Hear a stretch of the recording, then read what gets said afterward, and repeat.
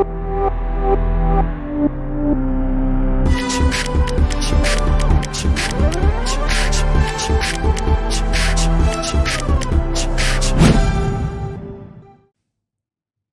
दोस्तों, तो अब हम लोग क्या करने वाले हैं, कंटिन्यूअस बॉडी के लिए सेंटर ऑफ मास को लोकेट करने वाले हैं।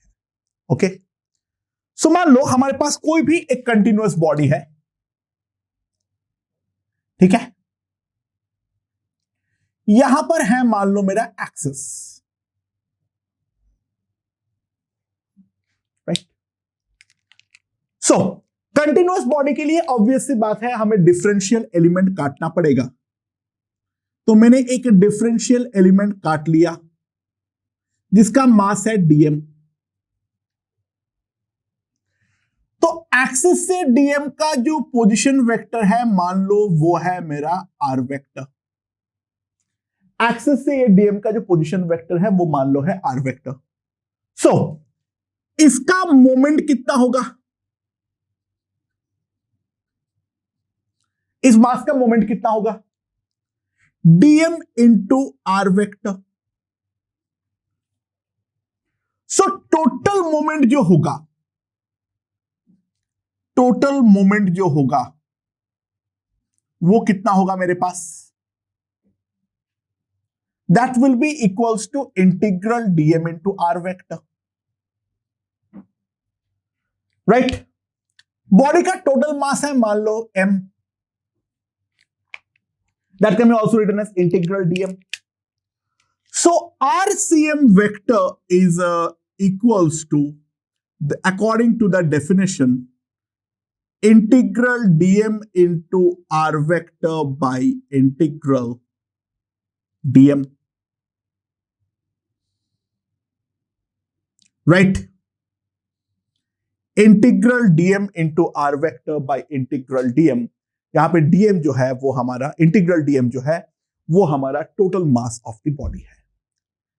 तो डेफिनेशन में कुछ अलग नहीं है, बस यहां पर हमें डिफरेंशियल एलिमेंट काटना पड़ेगा और डिफरेंशियल एलिमेंट काटते हुए हमें सॉल्व करना पड़ेगा, राइट। तो अगर मैं कार्टेशियन के टर्म्स में लिखूं तो सिंपली एक्ससीएम जो होगा that will B integral dm into x by integral dm, ycm जो होगा that will be integral dm into y by integral dm, और zcm जो आएगा that will be integral by integral dm। ये मेरा xcm, ycm और zcm, ठीक है, ये आ जाएगा। तो सबसे पहले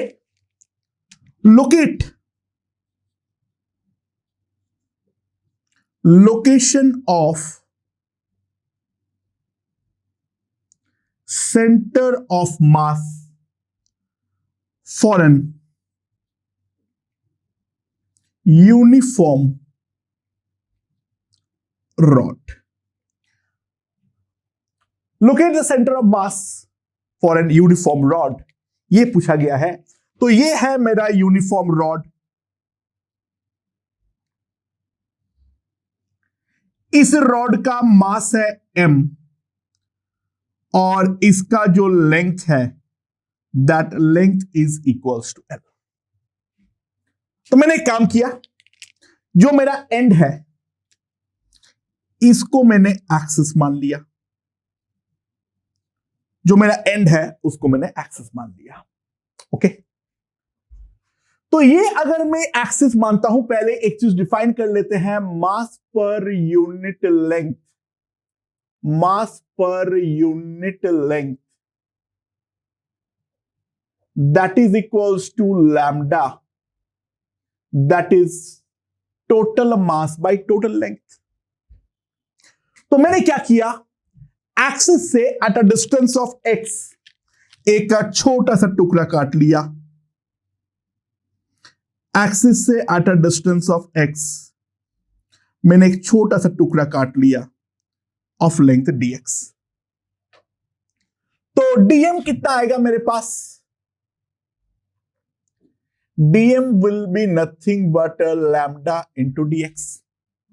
ये मेरे पास dm आ जाएगा। सो ये वाला मास सेंटर एक्सिस से कितने दूरी पे है? x दूरी पे है। तो अकॉर्डिंग टू आवर डेफिनेशन जो मेरा xcm होगा that will B integral lambda dx into x। x very करेगा obviously from 0 to L divided by the total mass that is equals to m. So that will be equals to lambda by m0 to L x dx. Now lambda by m is nothing but 1 by L और ये आ जाएगा L square by 2. Quite understandably इसका जो centre of मास आएगा वो मेरा L by 2 दूरी पर आएगा। यानी एक बात को समझो, for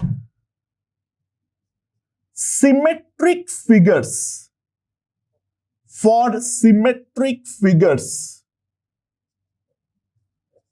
center of mass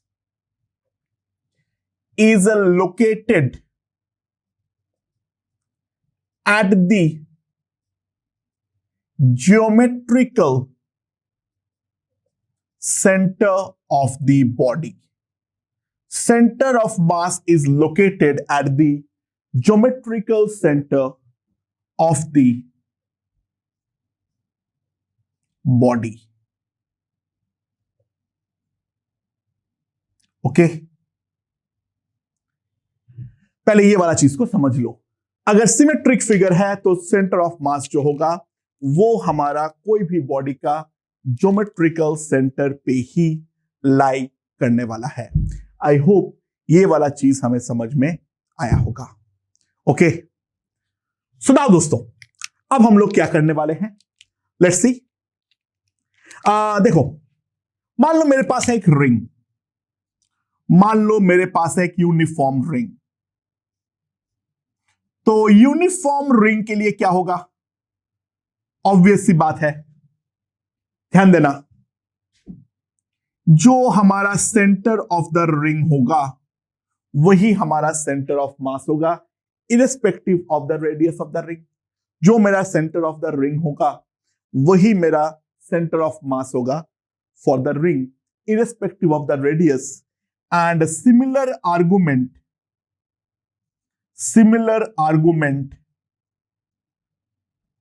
for disc, sphere. Sphere में दोनों आ जाता है, सॉलिड और हॉलो, ठीक है, सिलेंडर, रेक्टेंगल्स, ठीक है। मैं ये same argument disc, sphere, cylinder, rectangle सबके लिए दे सकता हूं। तो बेसिकली अगर मैं एक कोई भी मेरा रेक्टेंगल होता है तो इसका जो सेंटर ऑफ मास होगा दोनों डायगोनल जहां पर इंटरसेक्ट करता है उसी पॉइंट के अबाउट होने वाला है, राइट। अगर मेरे पास हो इक्विलैटरल ट्रायंगल, अगर मेरे पास हो इक्विलैटरल ट्रायंगल, तो इक्विलैटरल ट्रायंगल भी ऑब्वियसली एक सिमेट्रिक फिगर है। तो किस पॉइंट के अबाउट सिमेट्री है उसके बारे में सोचने का ट्राई करते हैं। नाउ ध्यान देना, अगर मेरे पास एक इक्विलैटरल ट्रायंगल है जिसका साइड लेंथ है a, ठीक है, जिसका साइड लेंथ है a। नाउ यहां पर जो मीडियन है वो ट्रायंगल को दो सिमेट्रिकली डिवाइड करता है। ये वाला मीडियन भी ट्रायंगल को सिमेट्रिकली डिवाइड करता है और ये वाला मीडियन जो है वो भी हमारा सिमेट्रिकली डिवाइड करेगा। सो ऑब्वियस सी बात है किस पॉइंट के अबाउट सिमेट्री होगा, that will be definitely about the centroid of the triangle, ठीक है। So centre of mass will be at the centroid of the triangle, right? और सेंट्रॉइड ऑफ द ट्रायंगल हम जानते हैं कहां पर होता है, that is a/2√3 above the base of triangle. ट्रायंगल के बेस से इतना डिस्टेंस ऊपर हमारा जो सेंटर ऑफ मास है वो डेफिनेटली लाई करेगा, ठीक है। अच्छा, अगर इक्विलैटरल ट्रायंगल के बदले अगर हमारे पास जनरल ट्रायंगल हो, अगर हमारे पास एक जनरल ट्रायंगल हो तो उसका सेंटर ऑफ मास भी क्या सेंट्रॉइड होगा? अगर होगा तो उसके पीछे लॉजिक क्या है, लेट्स सी। तो मान लो मेरे पास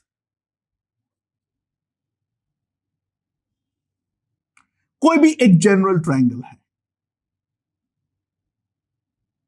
ठीक है।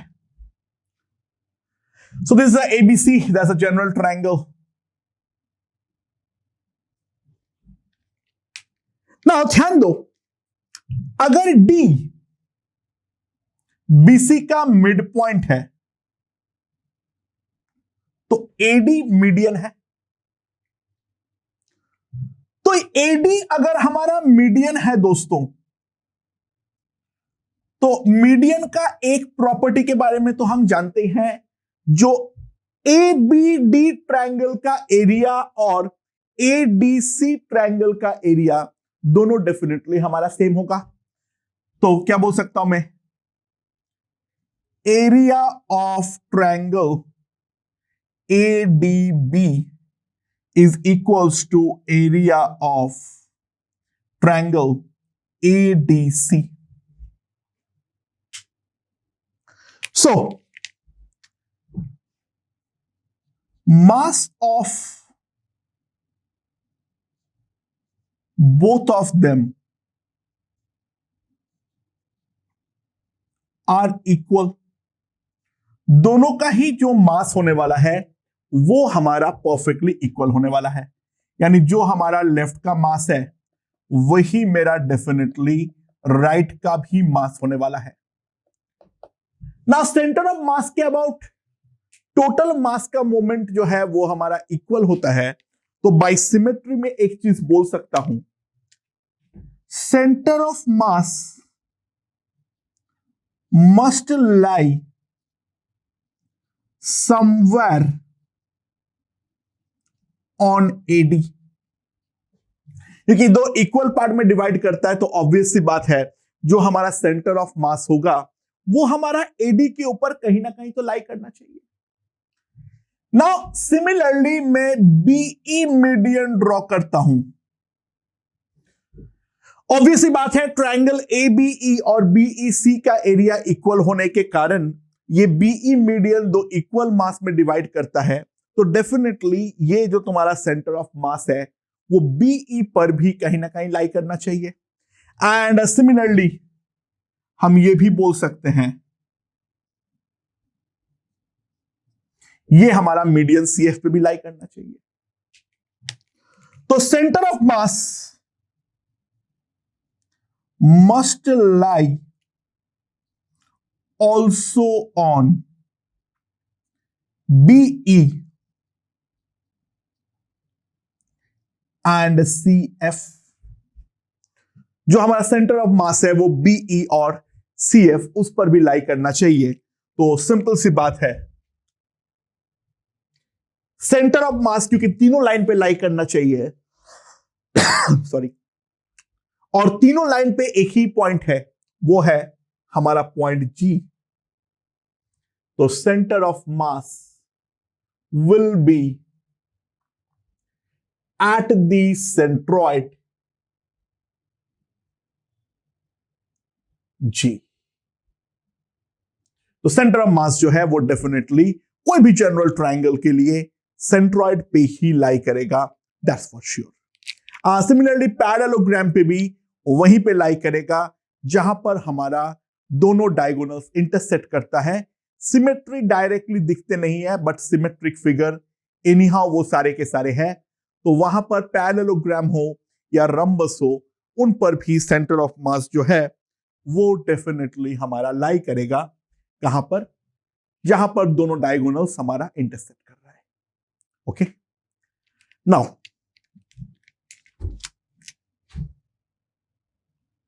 एक क्वेश्चन देखते हैं। मान लो मेरे पास एक रॉड है,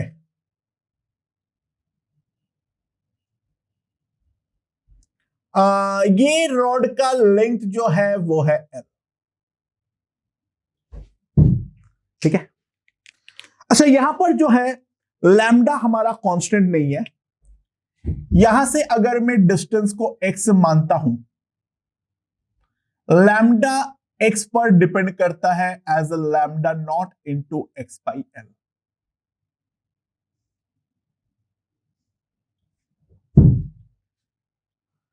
तो सवाल यह है, लोकेट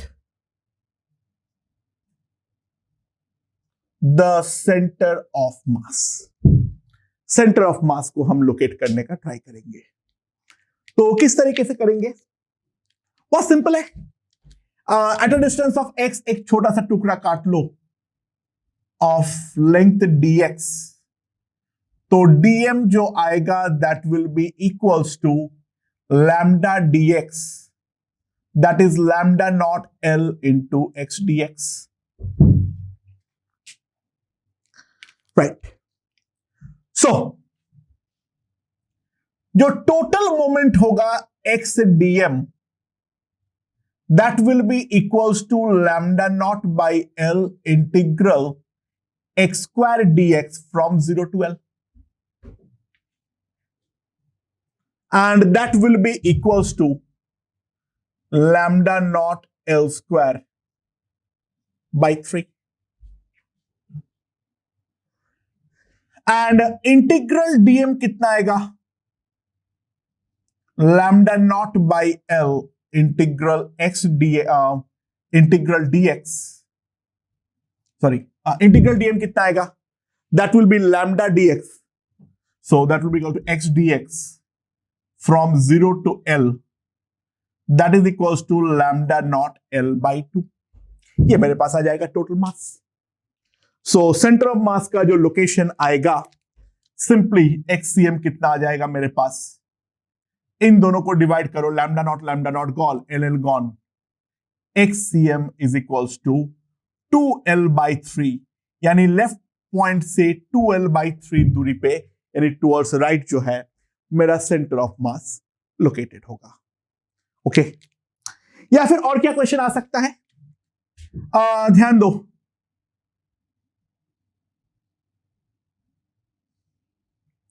ये हमारा x एक्सिस है, ये हमारा y एक्सिस है ना। इसके ऊपर कुछ ब्लॉक्स ऐसे रखा हुआ है, हर एक ब्लॉक एक एक स्क्वायर है, हर एक ब्लॉक एक एक स्क्वायर है। Blocks are arrange somewhere like this. ये जो मैंने एक ब्लॉक बना रहा हूं, ये एक स्क्वायर है। ठीक है।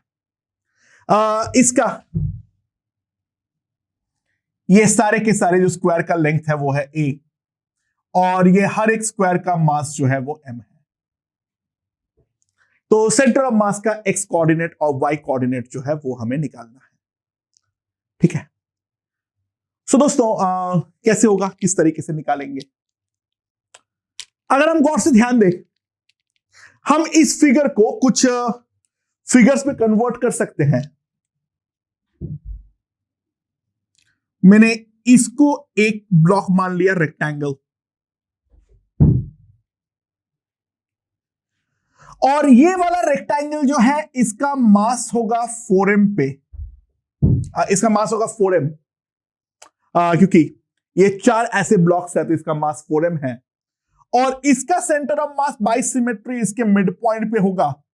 तो ये लेंथ है 4a, तो ये हो जाएगा 2a, और ये वाला हाइट हो जाएगा a/2। तो इसका सेंटर ऑफ मास का कोऑर्डिनेट जो होगा वो होगा 2a, a/2। नाउ अगला, अगर मैं दूसरा ये वाला रेक्टेंगल लेता हूं, तो ये रेक्टेंगल का मास जो है वो है 3m, और इसका सेंटर ऑफ मास का कोऑर्डिनेट अगर मैं मिड पॉइंट पे रखूं तो ये आएगा मेरे पास, ये a और उसका आधा a/2 यानी 3a/2, और ये a से a/2 ऊपर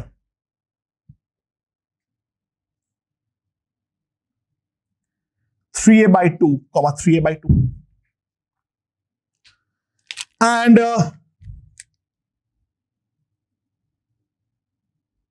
ये अगर मैं देखूं तो इसका मास 2m होगा, और इसका ये वाला कोऑर्डिनेट तो सिंपली हमारे पास a आ जाएगा, ये वाला कोऑर्डिनेट सिंपली हमारे पास a हो जाएगा, और जो y कोऑर्डिनेट होगा that will B 5a/2। And last जो ब्लॉक, एक सिंगल ब्लॉक पड़ा हुआ है, उस सिंगल ब्लॉक के हिसाब से देखूं तो ये होगा मेरा m, और इसका x कोऑर्डिनेट होगा a/2, और y कोऑर्डिनेट जो होगा that will be equals to, कितना आ जाएगा मेरे पास, that will be simply 7a/2। ठीक है, सो अब अगर मैं अप्लाई कर दूं, ठीक है, क्या आ जाएगा मेरे पास, xcm। ठीक है, नाउ हर एक बॉडी को मैं इंडिविजुअली पॉइंट मास मान सकता हूं, मैं हर एक बॉडी को इंडिविजुअली पॉइंट मास मान सकता हूं। तो मेरे पास 4 पॉइंट मास है, 4m, 3m, 2m और m का, और उन चारों का लोकेशन मुझे मालूम है। देखो, अगर मेरे पास मल्टीपल बॉडीज आ जाए तो क्या करना है समझो, पहले मैं इन चारों को पहले भूल जाता हूं, बाकी सब कुछ जो भी है, इन चारों को इंडिविजुअली मैं इनका सेंटर ऑफ मास निकाल दिया। जैसे इंडिविजुअली सेंटर ऑफ मास निकालूंगा तो वो सेंटर ऑफ मास को मैं एक पॉइंट मास मान सकता हूं। तो मेरे पास अब जो क्वेश्चन बन गया है वो तो 4 पॉइंट मास के बन गया है, ये है पॉइंट मासेस, और उनके कोऑर्डिनेट्स मुझे मालूम है। तो xcm में डायरेक्टली लिखूंगा 4m into 2a plus 3m into 3a/2 plus 2m into a plus m into a/2, that whole divided by इन सब का sum 4m plus 3m 7m plus 2m 9m plus m that is 10m, m gone. So अगर मैं a/2 common लेता हूं तो a/20 हो गया मेरे पास। क्या आ जाएगा, ये हो जाएगा 8a, तो a/2 कॉमन है तो 16, ये हो जाएगा 9, ये हो जाएगा 4, और ये हो जाएगा 1। तो कितना आ जाएगा मेरे पास, 4 5 9 25 30, that is equal to 3a/2। Right, ये मेरा xcm का वैल्यू होगा।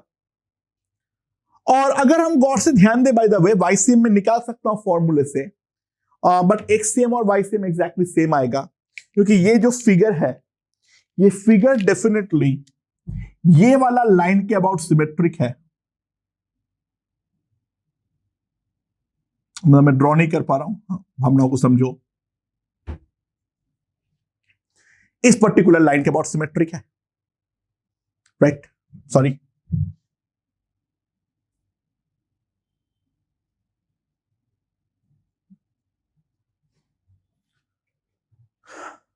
ओके, जो x में है वही एग्जैक्टली y में है, तो ycm जो है वो हम कंप्यूट भी कर ले। चलो एक बार सेक ऑफ कंप्यूटेशन कंप्यूट कर लेते हैं। क्या आएगा, 4m into a/2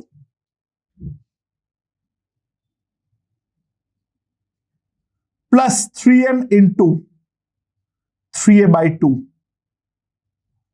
plus 2m into 5a/2 plus m into 7a/2 whole divided by 10m, तो m अगेन गॉन, तो a/20 4 plus 9 plus 10 plus 7. If I compute 4 plus 13 plus 20 30, तो ये भी आ जाएगा मेरे पास 3a/2. तो जो हमारा फाइनल सेंटर ऑफ मास का कोऑर्डिनेट आएगा वो आ जाएगा मेरे पास 3a/2, 3a/2. I hope this one is perfectly understood. आगे बढ़ते हैं. Let's see.